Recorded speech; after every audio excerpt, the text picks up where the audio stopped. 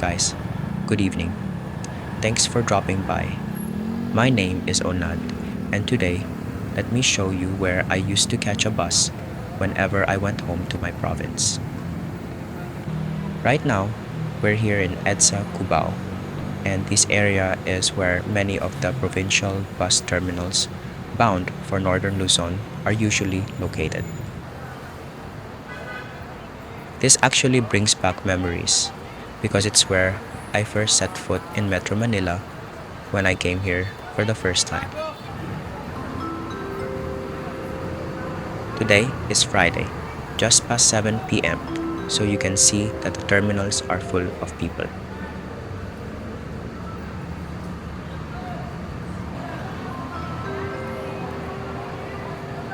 If you are going north to Baguio City, Pangasinan, La Union, Ilocos, Nueva Ecija, Cagayan Valley, or even all the way to Mountain Province, chances are this is where you'll end up.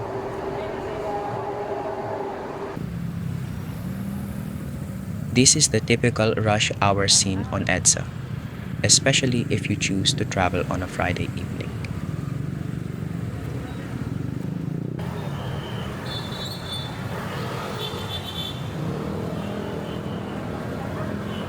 Alright, let's head to the other side.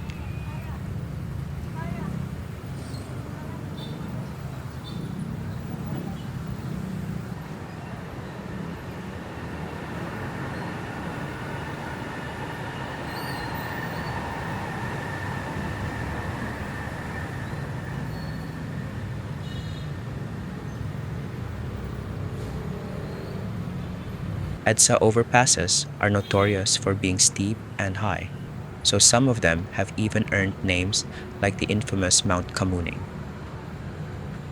These overpasses look like they weren't really thought out very well, and it feels like convenience wasn't the priority. It's almost as if they were built just for compliance's sake. Still, once you reach the top, you get a nice view of EDSA. Traffic stretches as far as you can see.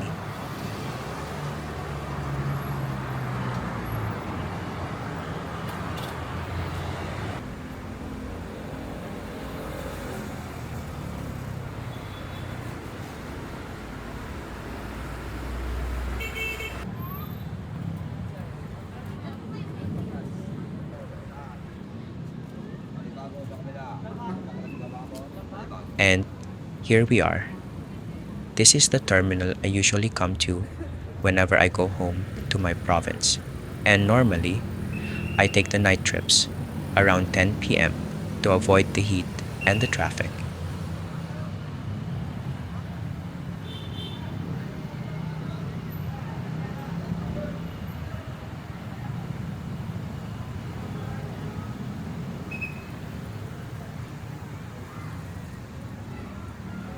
The bus company is called Coda Lines.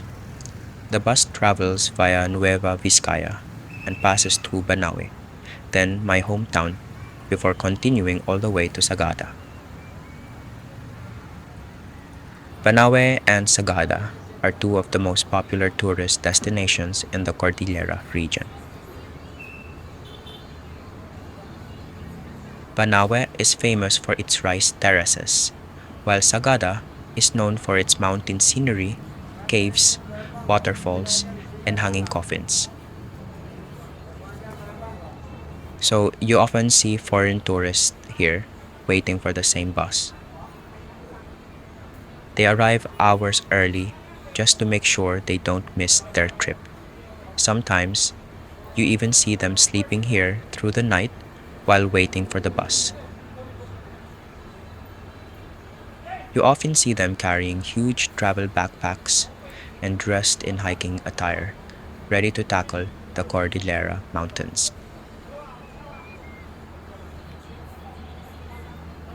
To be honest though, these days I rarely take the bus anymore. I'm just not really a bus person. For some reason, I don't feel very comfortable during long rides. I don't know if it's the air freshener they use inside the buses or something else, but after several hours, I usually start feeling nauseous. The trip to my hometown takes around 12 to 13 hours. Sleeping on the bus has never been easy for me either. I always end up half asleep, waking up every time the bus stops. Then, there are several stopovers along the way, so the journey feels even longer. These days, I just ride my motorcycle whenever I go home. Ironically, it still takes almost the same amount of time, but the experience is completely different. Once you leave the lowlands and begin climbing toward the Cordillera Mountains, the scenery changes dramatically. The roads become more winding, the air gets cooler, the mountains become greener, and if I see a nice viewpoint, I can simply pull over. Sometimes I stop just to enjoy the view. Sometimes I stop for coffee. Sometimes I stop simply because I want to stretch my legs. There's no schedule, no waiting for other passengers, just me enjoying the ride. If I'm traveling with my family though, especially if we have plenty of luggage, we usually hire a private vehicle instead. It's definitely more expensive, but it's much more comfortable for everyone. Bus fares have also increased over the years. If I remember correctly, tickets used to cost somewhere around 700 pesos. Now, they're closer to 1,170 pesos. There are also two types of buses, the regular buses and the premium buses, which come with an onboard restroom. For a 13-hour trip, having a CR inside the bus definitely makes things a little easier. One thing I do like about this terminal is that it's also where I catch the bus going to Calamba City, so it's very convenient for me.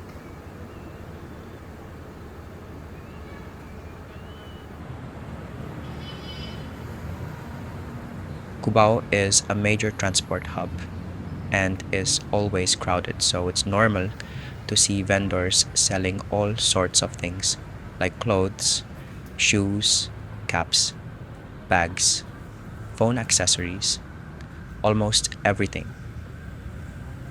It's actually convenient because if you need something before heading home, you can just buy it here instead of going back to the mall. Yes, in Metro Manila, sidewalks often become marketplaces.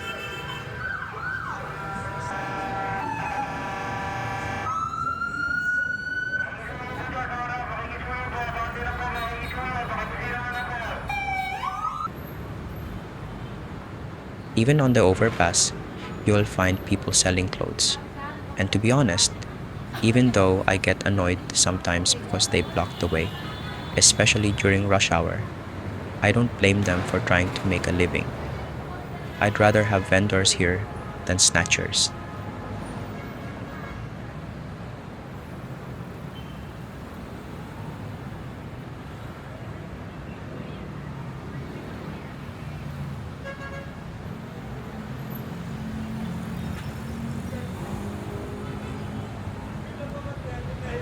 This is where EDSA meets Aurora Boulevard.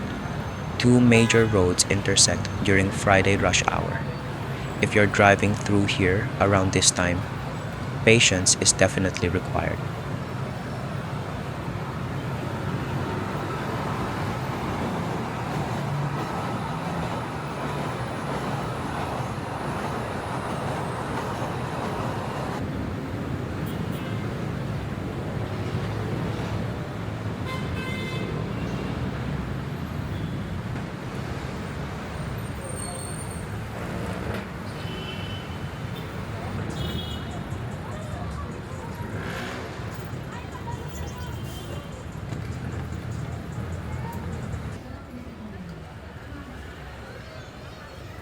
If you're looking for budget hotels and some nightlife, this is one of the areas in Cubao where you'll find them.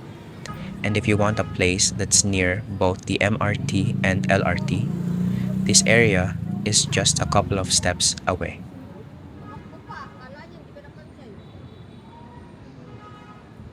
But if you prioritize safety and convenience, you're better off looking for a place inside Araneta City itself. To be honest though, safety is never guaranteed wherever you are. Even in the more established CBDs like Makati and BGC, there are still occasional reports of crimes like snatching.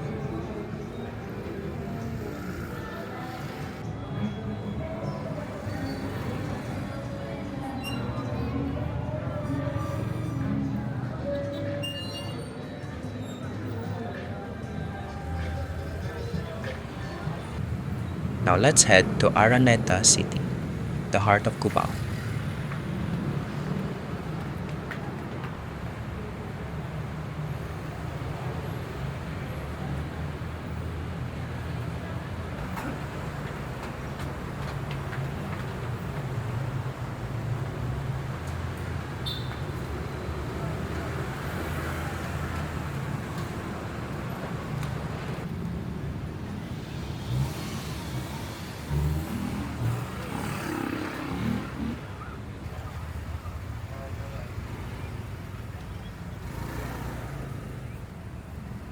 Araneta City, also known as the City of Firsts, is a 35-hectare mixed-use commercial district in Cubao, Quezon City.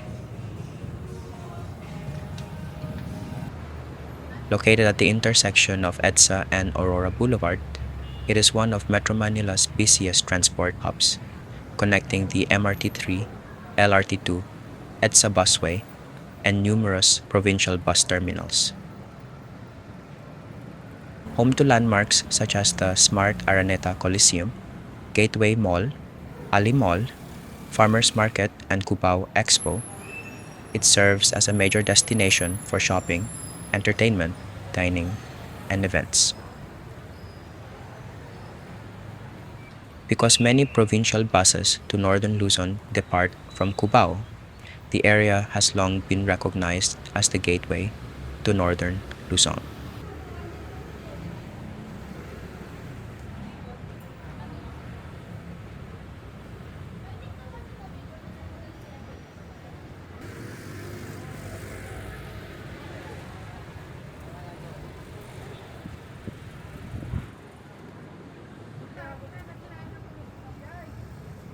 This building here is where I used to work, so I'm actually quite familiar with this place.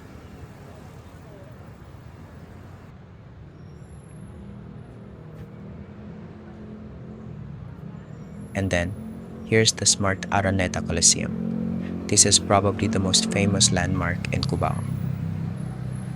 If you're into sports, concerts, or Philippine entertainment, you've almost certainly heard of it.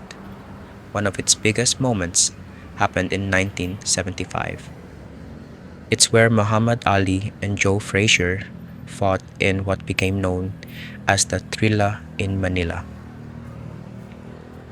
This place is actually quite nostalgic for me because it was the very first place I visited when I came to Metro Manila for the first time.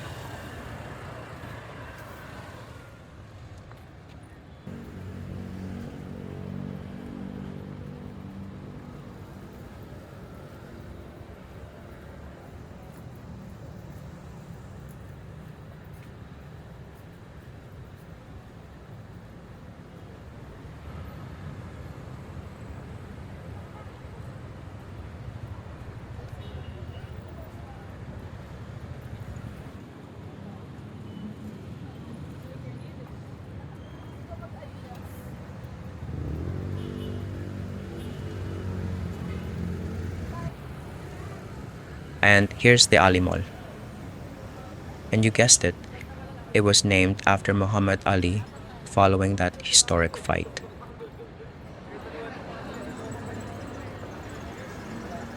It's actually one of the oldest shopping malls in the Philippines, having opened in 1976.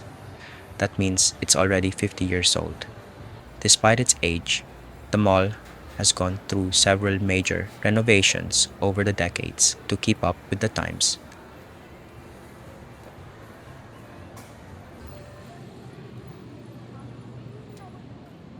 Look at the queue of people waiting for their rides. I already feel exhausted just looking at the long lines. Imagine already being tired from work, then spending the rest of your energy just waiting for your ride. And after that, you still have to endure the traffic. And the harsh reality is that many people simply have no choice. Not everyone can afford to buy a car, and some people don't feel comfortable riding motorcycles, so this is their only option.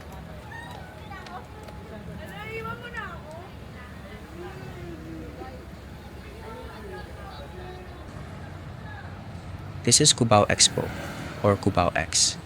It's one of the best spots for a laid-back afternoon or night out here.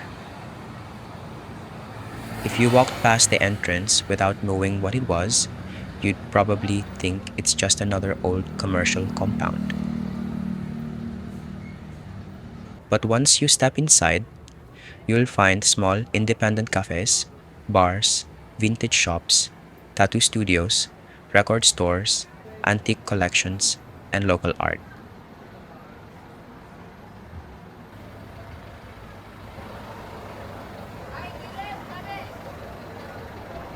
During the evenings, it becomes a popular hangout for students, office workers, artists, musicians, and anyone looking for something a little different from the usual malls.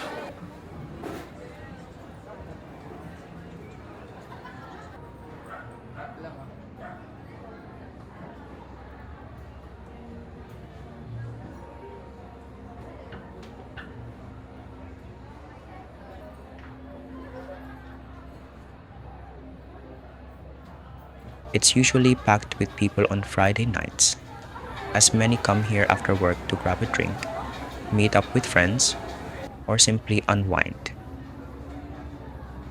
Cubao has changed a lot over the years, but Expo has managed to keep its own personality.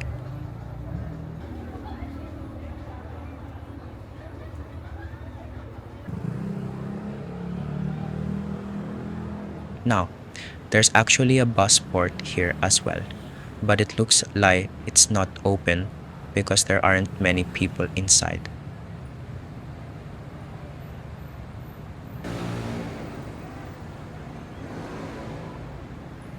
And these are the provinces that it usually serves.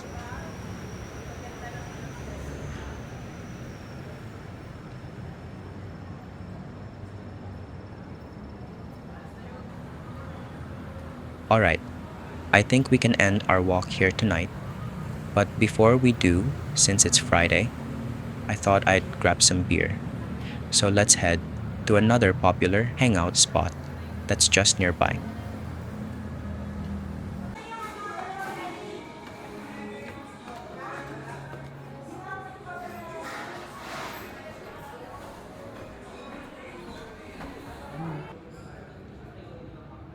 Sometimes a bottle of beer and a little me time is all you need to unwind after a long week. Just sit back, relax, clear your mind, and enjoy the moment. Don't complicate things and don't overthink. Life can get busy, and we all have our own struggles, but every once in a while, it's nice to slow down, appreciate where you are, and be grateful for the simple things. Alright guys, if you've made it to the end of this video, thank you so much for your support. If you enjoyed this video, please don't forget to leave a like, share your thoughts in the comments, and consider subscribing if you haven't already. I'll see you in the next one. Until next time, cheers.